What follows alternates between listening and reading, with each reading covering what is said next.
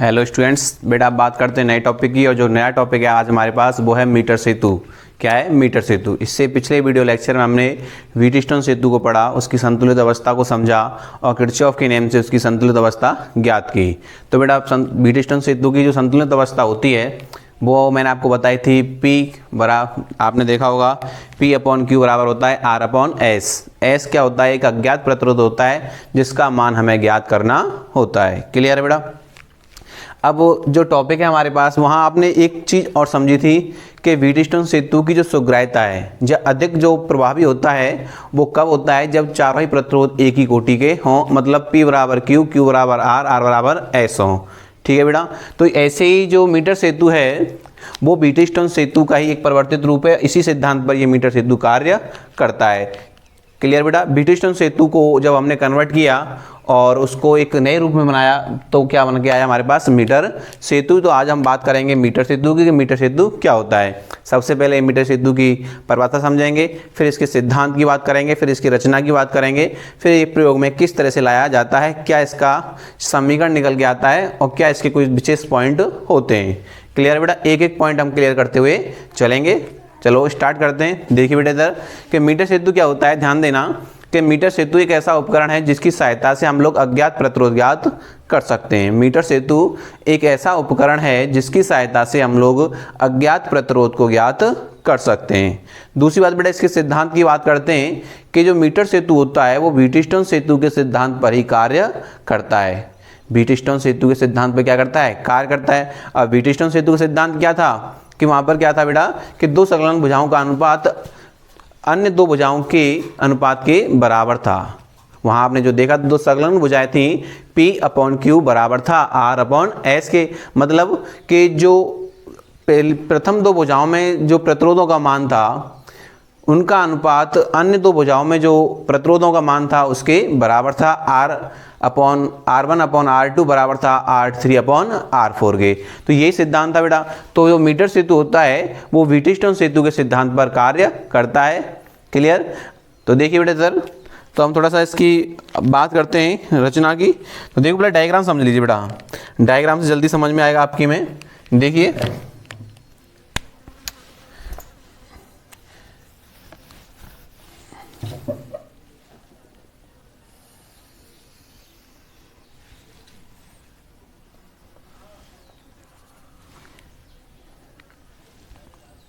देखना बेटा इधर,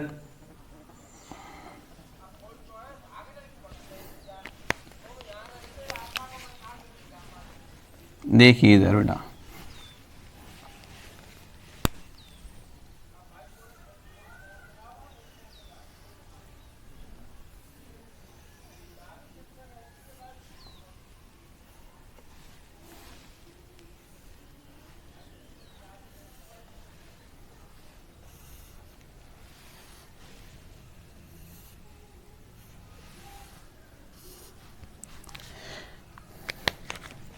यहाँ ध्यान देना बेटा इधर कि इसमें इसकी रचना की बात करें बेटा हम लोग। इसमें 1 मीटर लंबा तार होता है जिसे लकड़ी के बोर्ड पर, जिस पर एक पैमाना लगा होता है 1 मीटर का, उसके सहारे कस दिया जाता है। ठीक है बेटा? और इसमें एल आकार की दो पत्तियां होती हैं जिनमें दो पेच लगे होते हैं। जिनमें क्या लगे होते हैं? दो पेच लगे होते हैं। ठीक है? और पेच लगे होते हैं और उन पेचों पर क्या होता है बेटा? अज्ञात प्रतिरोध और जो प्रतिरोध बॉक्स होता है ज्ञात प्रतिरोध को कस दिया जाता है। देखिए हम एक एक पॉइंट की बात करेंगे बेटा। यहाँ पर देखिए एक पेच बेटा यहाँ पर होता है और एक एल आकार के सामने इनमें एक और पत्ती होती है तांबे की, ध्यान रखना, तांबे की, और एक पेच यहाँ पर होता है बेटा इसमें। ठीक है? और ये इससे कनेक्ट होते हैं बेटा, ध्यान रखना, ये इससे कनेक्ट होते हैं। आप ध्यान दीजिए बेटा, इसकी रचना की बात करेंगे तो यहाँ पर बेटा एक पैमाना लगा होता है, ये ए सी बिंदु है। ये जो है इनको हम लोग ए सी बिंदु कहते हैं, ए और ये सी। ठीक? ये ए सी बिंदु हैं और यहाँ पर एक पैमाना लकड़ी का एक बोर्ड होता है जिस पर एक कसा होता है और यहाँ एक पैमाना लगा होता है जो 1 मीटर का होता है। कितने मीटर का होता है बेटा? 1 मीटर का। ठीक? कितने मीटर का होता है? 1 मीटर का पैमाना होता है।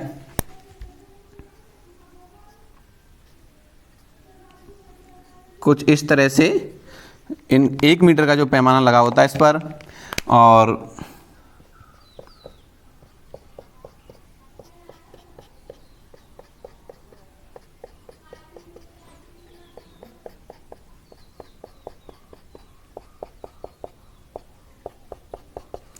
एक मीटर का पैमाना लगा होता है। ठीक है बेटा, और ध्यान देना यहाँ पर जो लगाया जाता है इस जगह, ये बी बिंदु होता है, ये बी बिंदु होता है। अब ए और बी के बीच में देखिए बेटा, इधर ए और बी के बीच में एक ज्ञात प्रतिरोध लगा देते हैं। ज्ञात प्रतिरोध, जिसको आप लोग प्रतिरोध बॉक्स बोल सकते हैं। प्रतिरोध बॉक्स में क्या होते हैं, सभी ज्ञात होते हैं कि प्रतिरोध बॉक्स पर प्रतिरोधों का मान लिखा होता है 1 ओम, 2 ओम, 3 ओम। तो यहां पर आप लोग क्या करते हैं, एक आरबी लगा देते हैं। ठीक बेटा, और यहां पर हम लोग एक अज्ञात प्रतिरोध लगा देते हैं।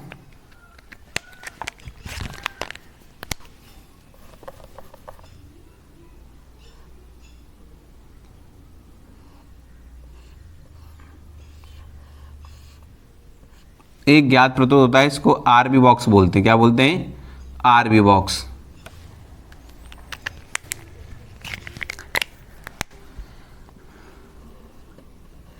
आरबी।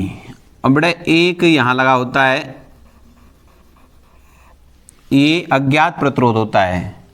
ठीक है बेटा, ये सी और बी के बीच में लगा होता है। अब क्या होता है, जो बी बिंदु होता है बेटा, ध्यान देना इधर कि जो बी बिंदु होता है, इस बी बिंदु से एक धारामापी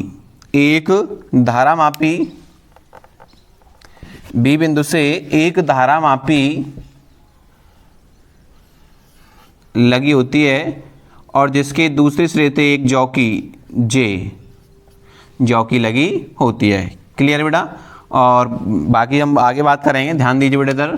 तो सबसे पहले हम लोग इसकी परिभाषा पढ़ेंगे बेटा, परिभाषा क्या होती है, फिर इसके सिद्धांत की बात करेंगे, फिर इसके रचना की बात करेंगे। ये हमने क्या किया, यहाँ पर एक आरबी बॉक्स बना लिया है।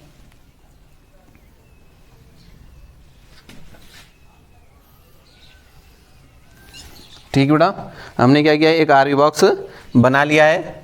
और देखिए यहाँ पर एक चीज और नोट कर लीजिए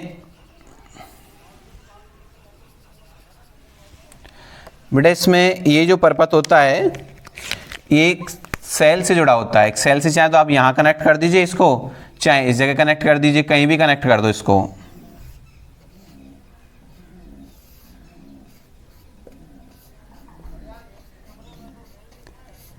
जो एक रियोस्टेट होता है। ठीक है बेटा, एक आरबी परपथ, इसमें सेल लगा होता है, ई विद्युत वाहक बल का, ये कुंजी होती है, और ये RH होता है। ठीक, और इसमें धारा फ्लो होती है। तो सबसे पहले हम बात करेंगे मीटर सेतु की परिभाषा की। तो देखिए मीटर सेतु की परिभाषा क्या होती है, ऐसा उपकरण, समझना बेटा, ऐसा उपकरण जिसकी सहायता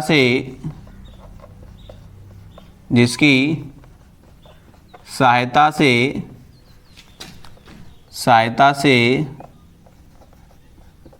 अज्ञात प्रतिरोध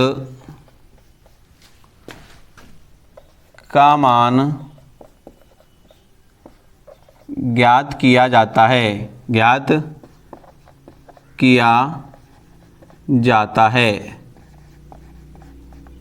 क्लियर बेटा, ये क्या हो गई, इसकी परिभाषा हो गई। ध्यान से देना बेटा, एक एक पॉइंट क्लियर करते हुए चलेंगे हम लोग, चाहे वो थ्योरी का हो। हम बहुत ही जल्दी सभी चैप्टरों के न्यूमेरिकल भी स्टार्ट करने वाले। तो थ्योरी का एक एक पॉइंट विद डायग्राम, एक एक पॉइंट जो आपको LN की सीट या किसी भी सीट से कहीं ज़्यादा पॉइंट, आपको विशेष पॉइंट, शॉर्ट ट्रिक्स वगैरह इस चैनल पर आपको बताई जाएंगी और प्रत्येक टॉपिक पर क्लियर कराई जाएंगी। ठीक है बेटा, तो ये इसकी क्या हो गई, परिभाषा हो गई। अब बात करते हैं बेटा इसके सिद्धांत की। देखिए इधर,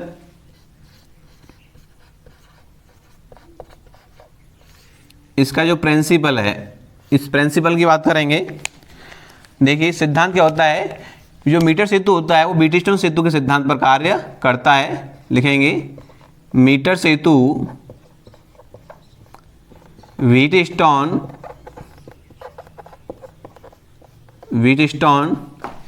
सेतु के सिद्धांत पर कार्य करता है।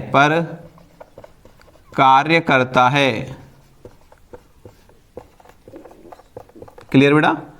ये क्या हो गया? इसका प्रिंसिपल हो गया, इसका सिद्धांत हो गया कि जो मीटर सेतु होता है वो व्हीटस्टोन सेतु के सिद्धांत पर कार्य करता है। अब बात करते हैं इसकी रचना की। देखिए रचना,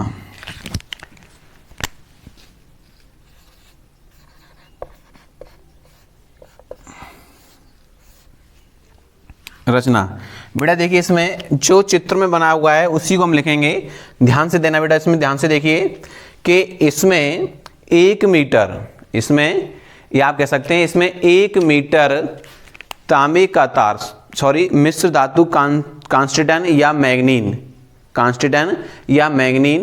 मिश्र धातु का तार एक लकड़ी के बोर्ड पर 1 मीटर पैमाने के साथ कसा हुआ होता है। 1 मीटर पैमाने के साथ कसा हुआ होता है। बेटा जो वायर है, ये एसी जो वायर यूज है वो कांस्टेटन या मैग्नीन का बना होता है। अब ये क्यों बना होता है? क्योंकि इनकी जो विशिष्ट प्रतिरोध होती है वो बहुत ज़्यादा होती है, बहुत ज़्यादा होता है। इनका विशिष्ट जो प्रतिरोध होता है वो बहुत ज़्यादा होता है, जिससे इनका जो इन पर तापों का प्रभाव कम पड़ता है, क्योंकि इसका जो प्रतिरोध ताप गुणांक होता है वो पॉजिटिव होता है, लेकिन कम होता है। कैसा होता है? कम होता है, इसलिए ताप से कम प्रभावी होते हैं। ठीक है बेटा, ध्यान रखना।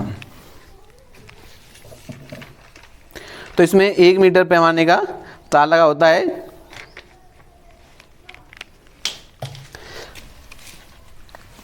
देखिए बेटा इधर लिखेंगे, रचना में लिखेंगे इसमें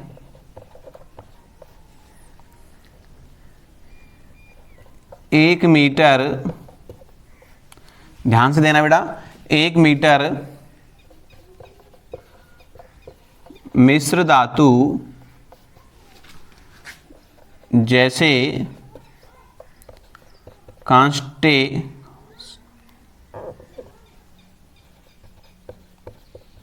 कांस्टेटन,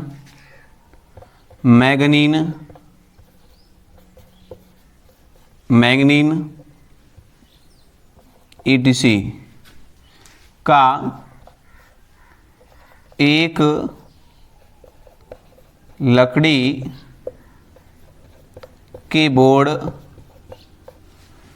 के बोर्ड पर 1 मीटर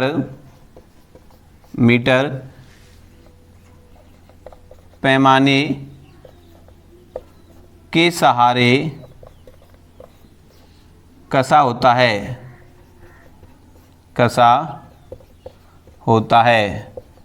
क्लियर बेटा? और इसमें 2 एल आकार की क्या होती है बेटा? पत्तियां लगी होती हैं। इसमें क्या होती हैं? 2 एल आकार की पत्तियां जुड़ी होती हैं, जिनके ऊपर संयोजक पेच लगे होते हैं। लिखेंगे इसमें 2 एल आकार की पत्तियां लगी होती हैं, जिसमें संयोजक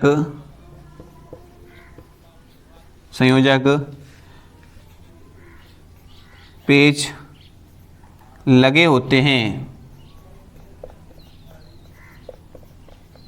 लगे होते हैं, देख लीजिए बेटा सर।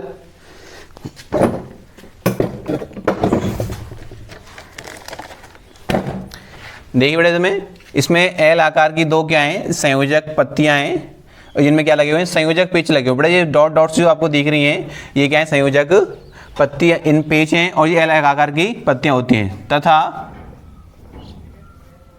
इसके आगे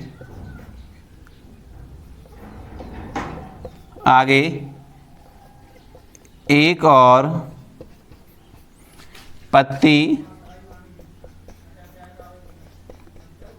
लगी होती है जिसमें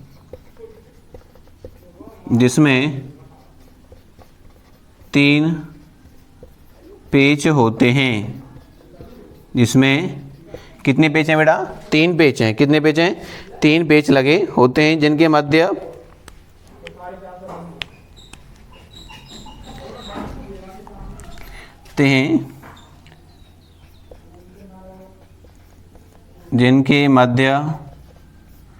एक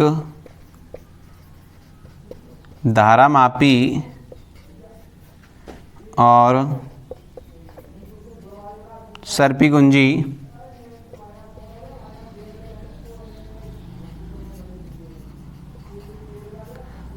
लगी होती है।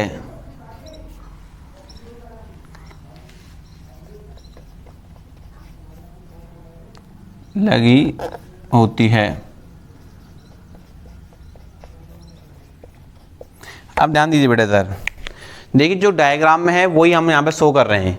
पहले नंबर ध्यान दो बेटा, जो ये जो तार है वो 1 मीटर का होता है। इसमें 1 मीटर का मिश्र धातु से बना हुआ, मिश्र धातु कांस्टेटन या मैग्नीन का तार इसमें यूज किया जाता है। वो क्यों यूज किया जाता है? क्योंकि उनकी विशिष्ट प्रतिरोध अधिक होती है, अर्थात उनका जो प्रतिरोध ताप गुणांक होता है वो धनात्मक होता है, मतलब प्लस होता है लेकिन कम होता है, ध्यान रखना। इसलिए मैग्नीन का प्रयोग किया गया क्योंकि ताप से कम प्रभावी होते हैं। जो 1 मीटर पैमाने के साथ लकड़ी के बोर्ड पर कसा हुआ होता है तथा इसमें 2 एल आकार की, देखो ये एल आकार की 2 पत्तियां दिख रही हैं, एल आकार की 2 पत्तियां लगी होती हैं, ठीक है, जिन पर संयोजक पेच लगे होते हैं। संयोजक पेच बेटा जिनसे तारों को कसा हुआ जाता है, ठीक है, कसा जाता है। तो इसके आगे एक और पत्ती होती है जिसमें 3 संयोजक पेच लगे होते हैं बेटा, 3 संयोजक पेच लगे होते हैं, जिनके सहारे एक धारामापी और एक विसर्पी कुंजी जौकी, जिसको जौकी बोलते हैं बेटा, ध्यान देना। जौकी कुछ इस टाइप की होती है बेटा, आगे से पैनी होती है और पीछे इसमें एक वायर जोड़ दिया जाता है, और इसको हम लोग क्या करते हैं, जो तार होता है 1 मीटर का उस पर आगे पीछे रख करके चेक करते हैं। वो हम ये आगे देखेंगे, इसकी जो प्रयोग विधि है, ठीक है बेटा। इनके बीच में क्या लगा दिया जाता है? एक धारामापी, एक जौकी लगा दिया जाता है। क्लियर बेटा? ये क्या हो गई? इसकी संरचना हो गई, ठीक है। अब बात करते हैं बेटा इसकी प्रयोग विधि की। किसकी बात करते हैं? प्रयोग विधि की। अब देखिए प्रयोग विधि क्या होती है, ध्यान से देना बेटा।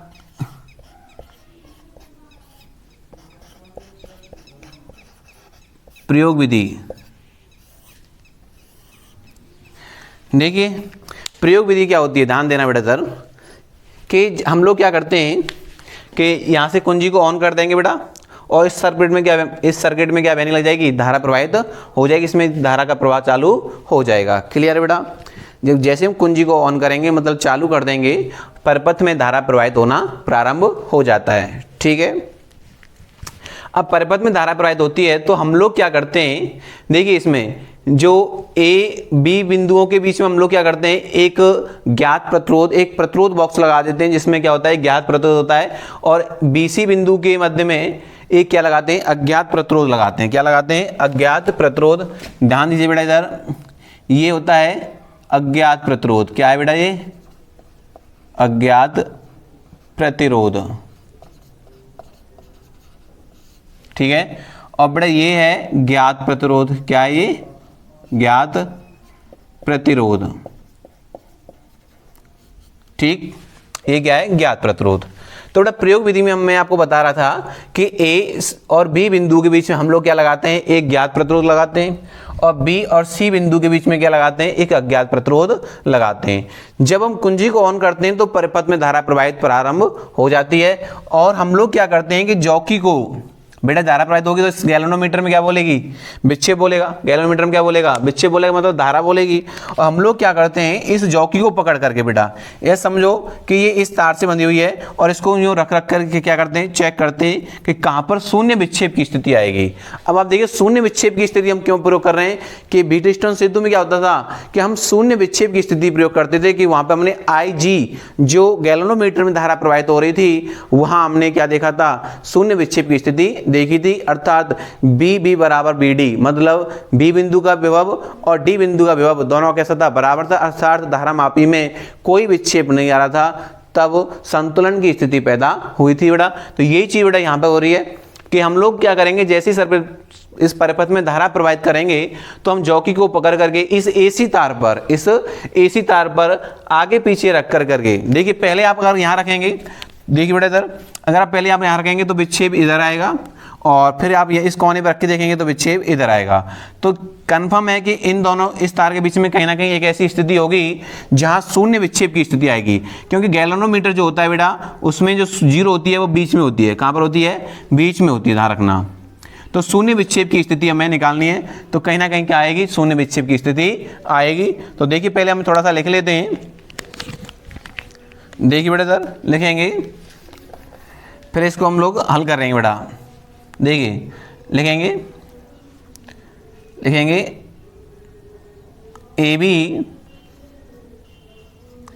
बी बिंदुओं के मध्य एक ज्ञात प्रतिरोध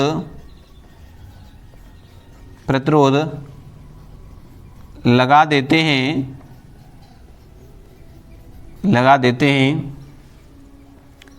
और BC के मध्य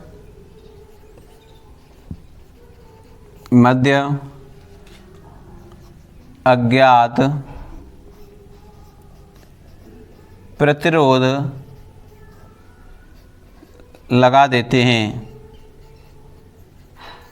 ठीक है बेटा, अज्ञात प्रतिरोध लगा देते हैं। ठीक, लिखेंगे जब कुंजी K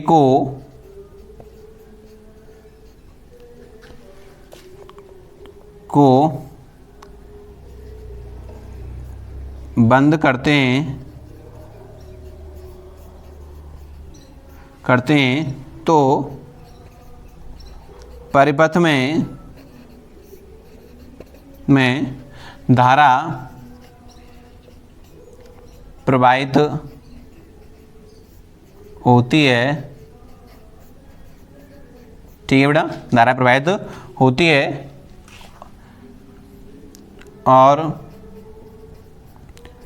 हम जॉकी को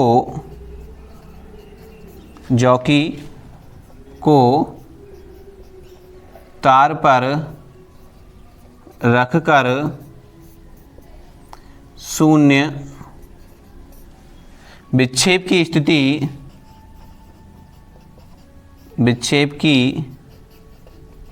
स्थिति ज्ञात करते हैं।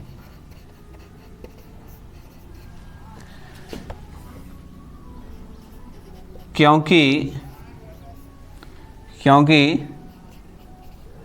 तार में धारा प्रवाहित होने पर AC के सिरों के मध्य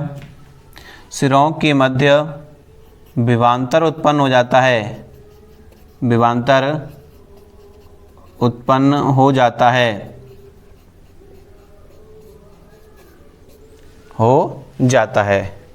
ठीक है बेटा, अब देखिए, अब इसको पहले बेटा इसको देख लीजिए, अब इसका स्क्रीनशॉट ले लीजिए, क्योंकि मैं थ्योरी को मिटा दूंगा और फिर मैथमेटिकल पोर्शन की हम बात करेंगे कि जब मैंने आपको बताया कि AB बिंदु के मध्य हम लोग ज्ञात प्रतिरोध लगाते हैं और BC बिंदु के मध्य हम लोग क्या लगाते हैं? एक अज्ञात प्रतिरोध लगाते हैं। ठीक है, और जैसे हम कुंजी को बंद करते हैं, मतलब डॉट होती है बेटा हमारे पास, हम इसको बंद कर देंगे, लगा देंगे इसमें। अगर इसको खोल देंगे तो सर्किट में धारा नहीं बहेगी, ध्यान रखना। और इसको बंद कर देंगे तो परिपथ में धारा प्रवाहित हो जाएगी, धारा प्रवाहित हो शुरू हो जाएगी। तो बेटा इसमें हमको जब कुंजी को बंद करते हैं तो परिपथ में धारा प्रवाहित शुरू हो जाती है, और जब हम जॉकी को तार पर रख करके शून्य विक्षेप की स्थिति ज्ञात करते हैं, क्योंकि तार में जब धारा प्रवाहित होती है तो तार के AC सिरों के मध्य क्या उत्पन्न हो जाता है? विभवांतर उत्पन्न हो जाता है। बेटा एक चीज और मैं आपको बता देता हूं जो आपको याद रखनी है कि एकांक लंबाई पर उत्पन्न जो विभव होता है या विभव पतन होता है, उसको हम लोग क्या कहते हैं? विभव प्रवणता कहते हैं बेटा। उसको हम लोग यहाँ पर यूज करेंगे। तो बेटा आप इसका स्क्रीनशॉट ले लीजिए एक बार, इसका इधर में खड़ा हो जाता हूँ क्योंकि इससे लाइटिंग कम आएगी, तो स्क्रीनशॉट ले लीजिए इसका। अब इसके मैथमेटिकल पोर्शन की हम बात करते हैं। क्लियर बेटा? Now come to the start. देखिए इधर इस सबको मिटा दूंगा बेटा मैं।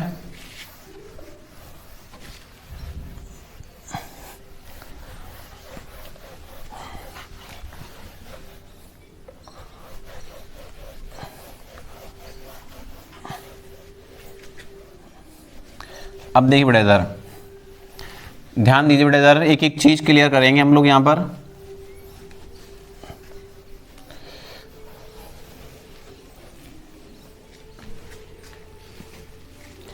अब देखो ध्यान देखो, अब हम मानेंगे, सपोज करिए बेटा इधर देखिए, मान लीजिए कि जो शून्य विक्षेप की जो स्थिति है वो इस जगह प्राप्त होती है डी पॉइंट पर। किस पॉइंट पर प्राप्त होती है बेटा? इस डी पॉइंट पर हमें प्राप्त होती है। ध्यान रखना ये एक डी पॉइंट है। जो शून्य विक्षेप की स्थिति है हम लिखेंगे, माना एल लंबाई के तार पर शून्य विक्षेप की स्थिति डी पॉइंट पर प्राप्त होती है बेटा। ये टोटल कितनी लंबाई का है बेटा? मान लीजिए एल दूरी पर प्राप्त हुई, ये 1 मीटर का है, तो बेटा ये यहां पर ये एल दूरी पर, ध्यान रखना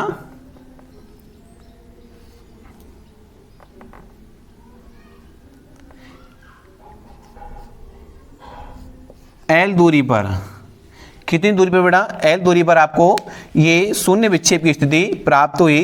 तो बेटा यहां से लेकर यहां तक की जो दूरी बचेगी वो कितनी बचेगी बताना, क्योंकि 1 मीटर का मतलब 100 सेंटीमीटर है, तो 100 माइनस का एल। ठीक बेटा, तो देखिए इधर, तो एल मतलब जो एल दूरी पर बिंदु डी पर हमें शून्य विक्षेप की स्थिति प्राप्त होती है। ठीक है ना, तो देखते बेटा, तो बेटा यहां पे ध्यान देना, शून्य विक्षेप की स्थिति कब प्राप्त हुई आपको? मतलब इस सेल का विद्युत भागफल है इस तार के ए और डी बिंदुओं के बीच में जो विभवांतर उत्पन्न हो रहा है उसके बराबर है।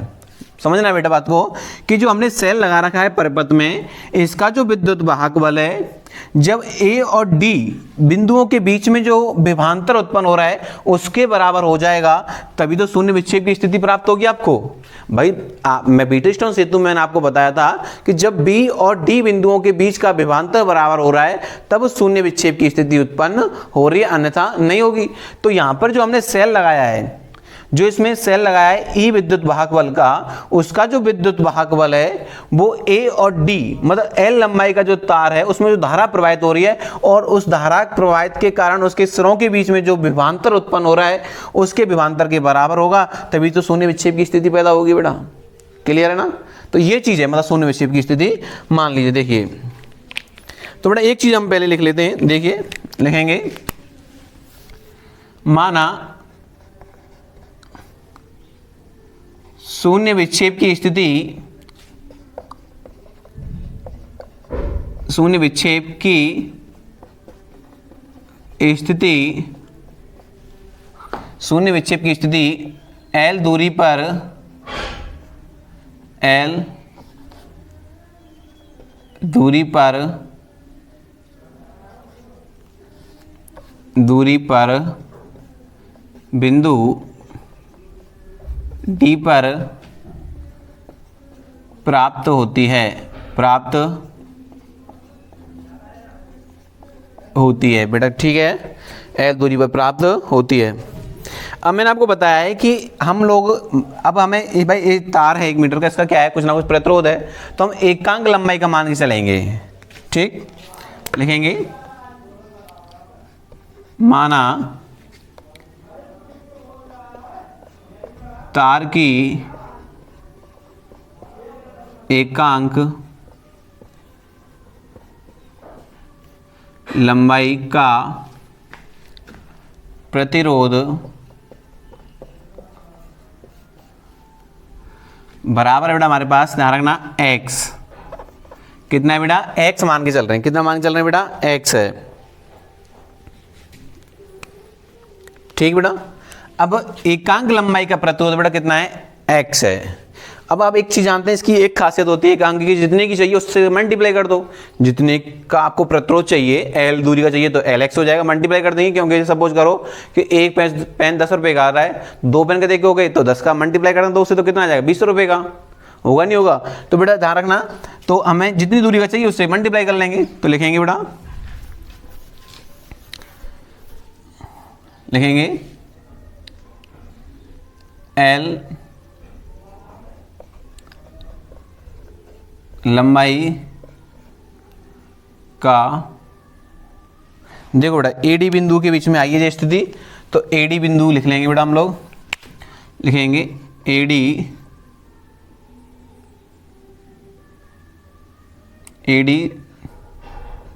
तार L का प्रतिरोध, ठीक है ना। AD बिंदु जो है उनकी लंबाई कितनी बेटा, L लंबाई है, तो का प्रतिरोध कितना हो जाएगा बेटा, XL हो जाएगा, ठीक।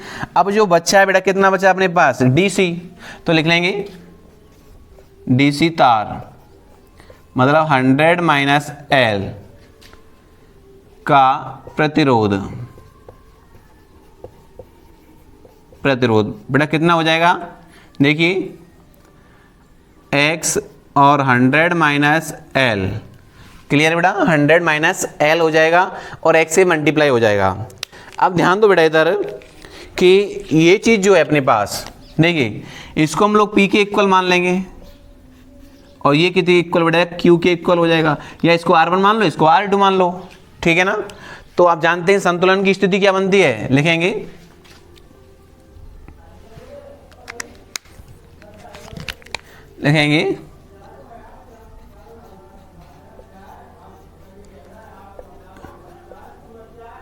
व्हीटस्टोन सेतु की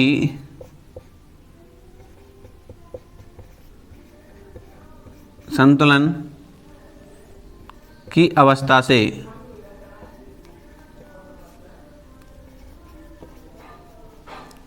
देखिए बेटा, अब उसकी संतुलन की अवस्था क्या होती है, ध्यान दीजिए इधर, आप जानते हैं, देखो इधर बेटा क्या स्थिति रहती है कि P/Q बराबर होता है R/S, ठीक है बेटा। R तो ये हो गया और S ये हो गया, इसको आप S भी बोल सकते हैं, क्या बोल सकते हैं बेटा, S बोल सकते हैं, ध्यान रखना। तो देखिए इधर बेटा,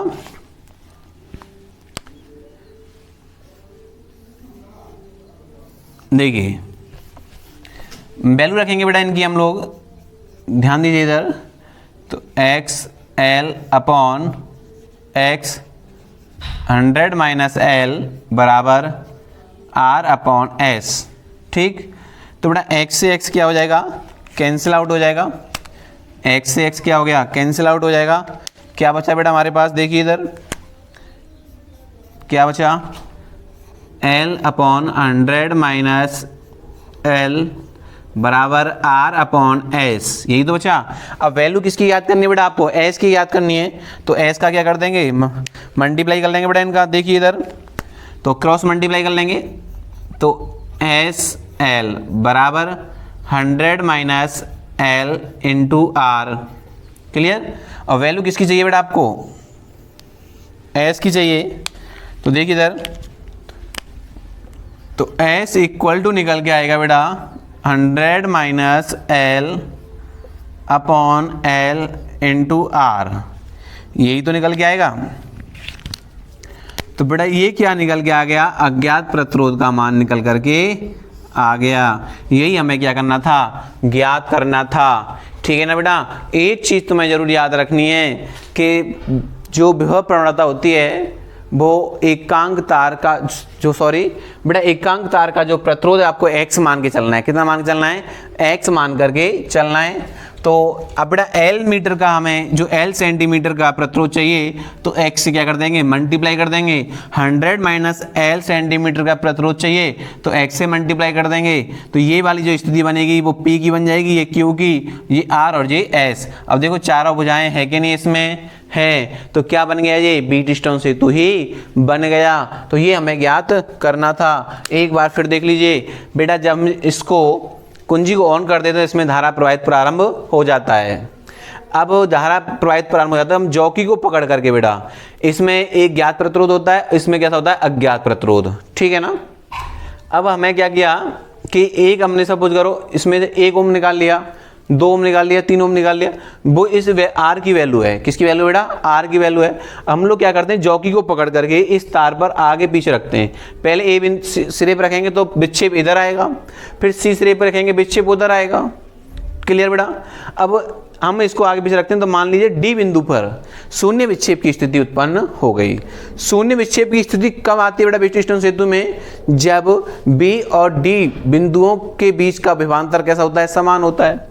तो ध्यान देना बेदर कि यहाँ पर जो हमने सेल लगाया है इसका विद्युत वाहक बल इसके बराबर होगा, तभी तो शून्य विक्षेप की स्थिति उत्पन्न होगी, है कि नहीं बेटा? कि जब इसका विद्युत वाहक बल इस एडी सिरों के बीच में जो विभवांतर उत्पन्न हो रहा है धारा प्रवाहित करने पर उसके बराबर होगा, तभी तो शून्य विक्षेप की स्थिति आएगी। अब यहाँ से लेकर के यहाँ तक का इस तार का कुछ ना कुछ क्या है? प्रतिरोध है। क्या है? प्रतिरोध। तो बेटा वो कितना है? XL। एकांक लंबाई का कितना था बेटा? X। तो L का कितना हो गया? XL। अब ये भी तो बची लंबाई बेटा, इसका भी कितना हो जाएगा? 100 माइनस L इंटू X। तो बेटा देखो P अपॉन Q। अब आप जानते हैं व्हीटस्टोन सेतु की जो संतुलन की स्थिति होती है या मीटर सेतु की संतुलन की स्थिति बोलेंगे आप लोग इसको, तो P अपॉन Q बराबर होता है R अपॉन S। P बट्टे Q। तो बेटा हमने देखो P की वैल्यू रखी और Q की रखी, X से X क्या हो गया? मल्टीप्लाई, तो वैल्यू ये निकल के आ गई। तो हमने S की वैल्यू हमें ज्ञात करनी है कि S क्या है? एक अज्ञात प्रतिरोध है। ये क्या है बेटा? एक S है। क्या है ये? S। ये क्या है? R। और बेटा यहाँ से लेके यहाँ तक की जो वैल्यू है अपने पास वो क्या है? P। ये क्या है? P है बेटा। और ये क्या है अपने पास? Q। ठीक। तो बेटा ये स्थिति हमारे पास बनी, तो S की हमने वैल्यू ज्ञात कर ली है। तो ये वैल्यू हमारे पास निकल करके आ गई। तो बेटा लिख देंगे यहाँ पे हम लोग कि जो R है वो एक ज्ञात प्रतिरोध है, ज्ञात प्रतिरोध है। ठीक है बेटा। और S क्या है? अज्ञात प्रतिरोध।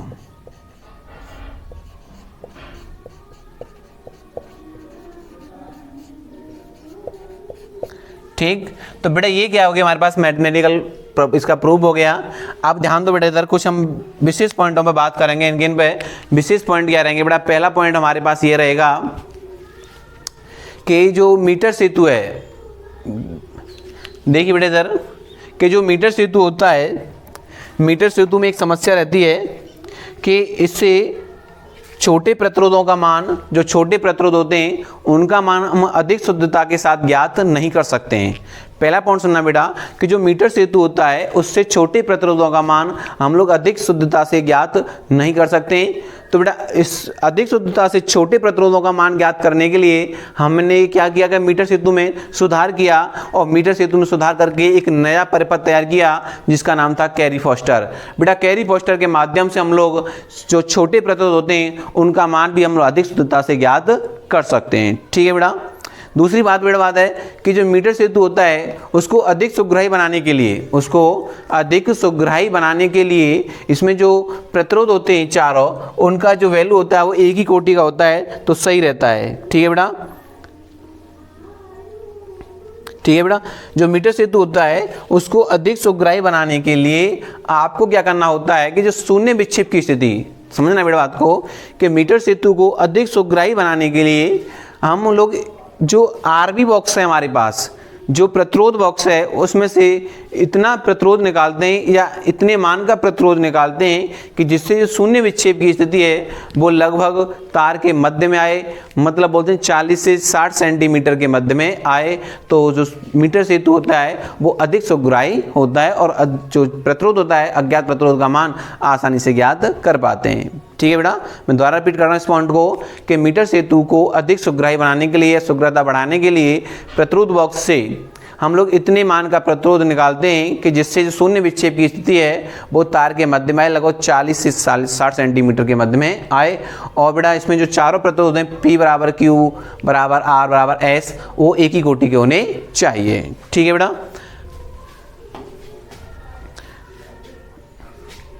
देखिए बेटा अब पॉइंटों की बात करते हैं हम, विशेष पॉइंटों की। देख लीजिए बेटा, इसको आप इसका स्क्रीनशॉट ले लीजिए एक बार। वीडियो लंबा हो सकता है लेकिन बेटा एक एक पॉइंट क्लियर करते हुए हम चलेंगे। देखिए इधर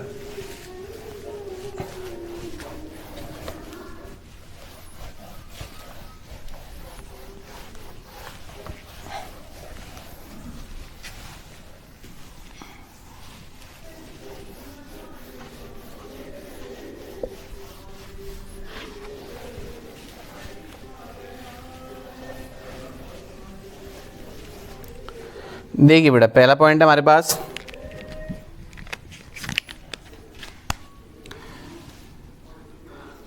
देखिए बेटा, विशेष पॉइंटों की हम बात कर रहे हैं, यहाँ पर हम चर्चा कर रहे हैं। लिखेंगे मीटर सेतु की सहायता से, मीटर सेतु की सहायता से छोटे प्रतिरोधों को अधिक शुद्धता के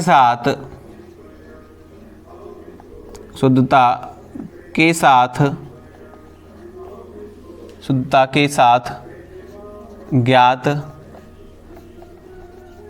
नहीं किया जा सकता।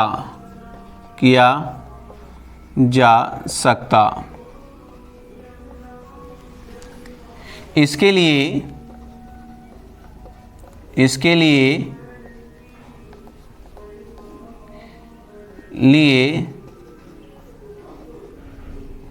मीटर सेतु में सुधार किया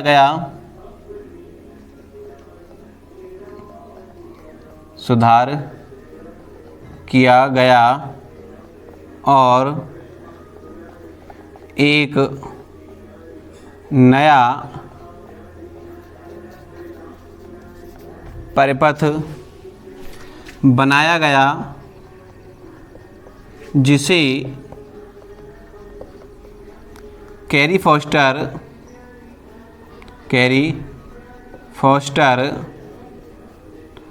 कहा गया।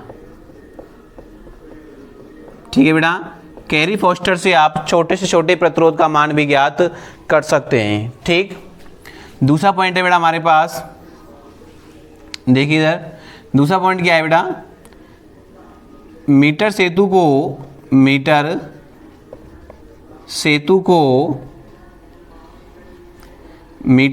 को अधिक सुग्राही बनाने के लिए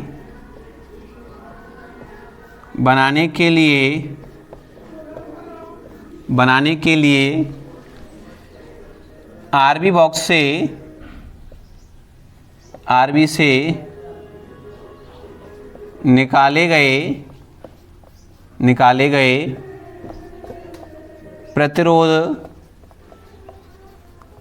प्रतिरोध का मान इतना होना चाहिए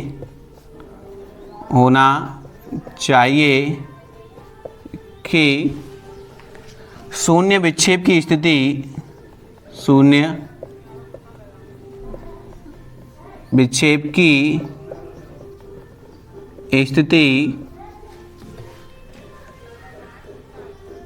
लगभग तार के मध्य, मतलब बेटा 40 सेंटीमीटर से 60 सेंटीमीटर, लगभग शून्य विक्षेप की स्थिति लगभग तार के मध्य होनी चाहिए। ठीक है बेटा, अब बेटा नेक्स्ट पॉइंट है कि तार को अधिक देर तक गर्म करना नहीं चाहिए, मतलब तार में अधिक देर तक धारा प्रवाहित नहीं करनी चाहिए, अन्यथा तार क्या हो जाएगा, गर्म हो जाएगा, जिससे उसका प्रतिरोध बदल जाएगा। और नेक्स्ट पॉइंट ये रहेगा कि जो जौकी होती है उसे तार पर रगड़ना नहीं चाहिए, अन्यथा उसका जो मोटाई है वो उसकी लंबाई के साथ क्या नहीं रहेगी, नियत नहीं रहेगी। देखिए बेटा तीसरा पॉइंट है, लिखेंगे तार में अधिक देर तक धारा प्रवाहित नहीं करनी चाहिए,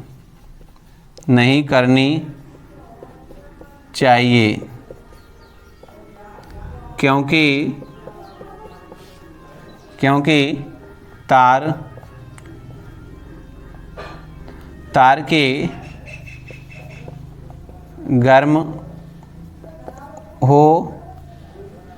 तार के गर्म हो जाने से इसका प्रतिरोध बदल जाएगा।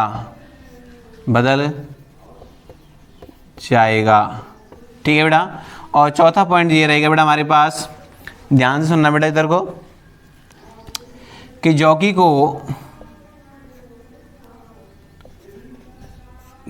को तार पर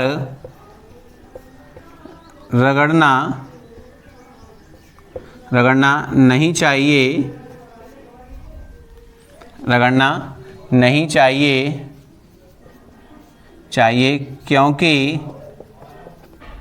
क्योंकि उसकी मोटाई लंबाई के साथ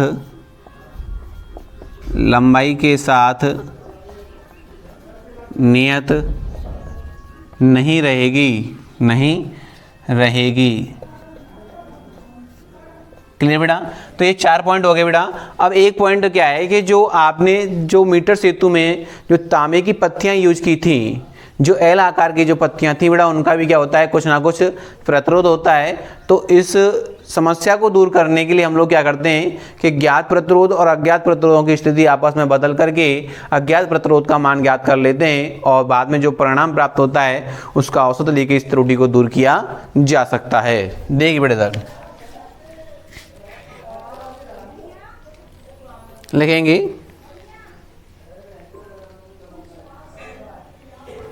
बेटे लिखेंगे, यदि 5 है, यदि मीटर सेतु के दाएं भाग में रखे चालक का ताप बढ़ा दिया जाए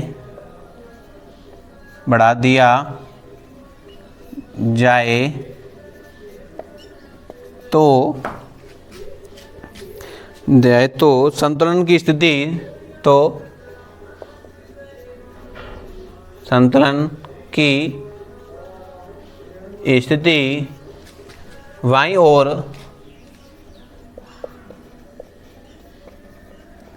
बाईं ओर खिसक जाएगी।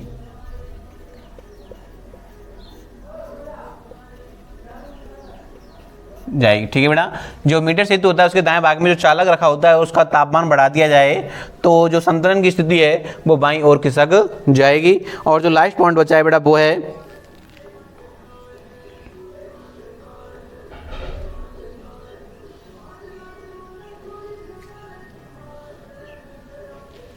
लिखेंगे बेटा, देखिए इधर लिखेंगे, मीटर सेतु में तांबे की पत्तियों का कुछ प्रतिरोध होता है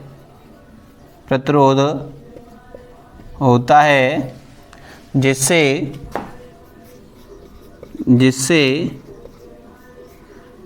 परिणाम में त्रुटि होती है। लिखेंगे, इसे दूर करने के लिए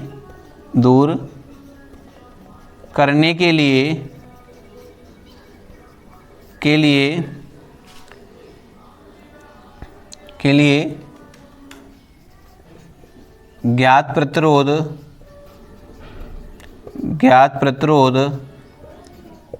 RB व अज्ञात प्रतिरोध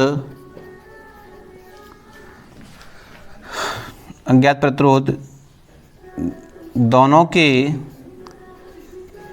स्थानों को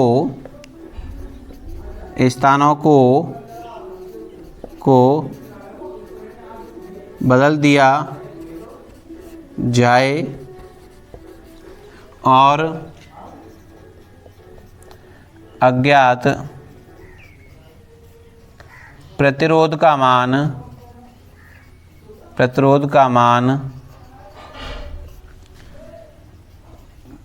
ज्ञात कर लिया जाए। अज्ञात प्रतिरोध का मान ज्ञात कर लिया जाए।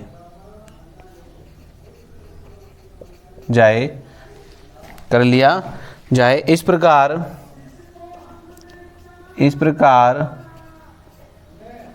प्राप्त दोनों के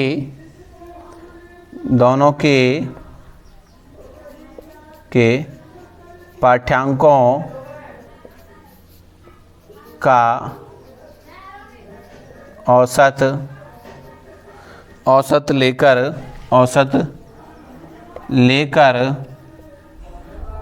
इस त्रुटि को कम किया जा सकता